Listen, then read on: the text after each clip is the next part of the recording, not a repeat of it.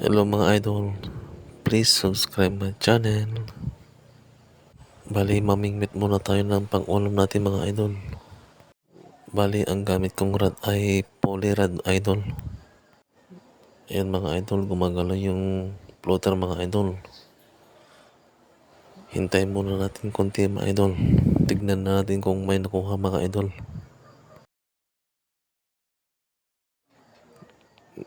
Meron mga idol. Dalawang mga idol. Bali, tatlo po ang gamit kong rod mga idol.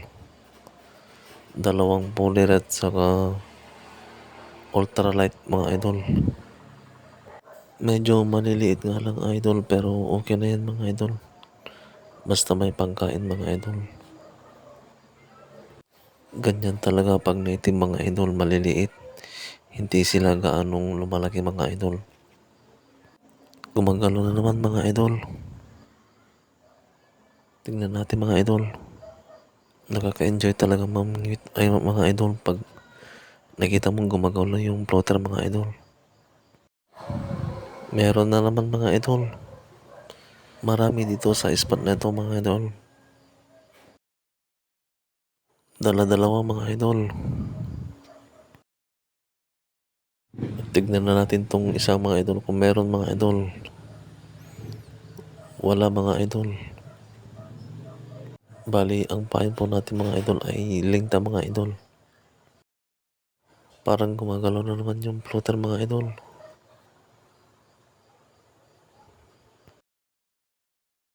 Wow, meron na naman mga idol. Sa amin to mga idol, good size na to sa amin mga idol. Masarap itong iprito mga idol. Magalaw itong tilapia mga idol. Parang ayaw niyang magpahuli mga idol. Lagay na natin sa net mga idol. Bali, ito na po ang huli natin mga idol. Medyo marami mga idol. May pang-ulam na tayo mga idol. Kung bago ka pa lang sa channel ko mga idol, pasubscribe naman mga idol.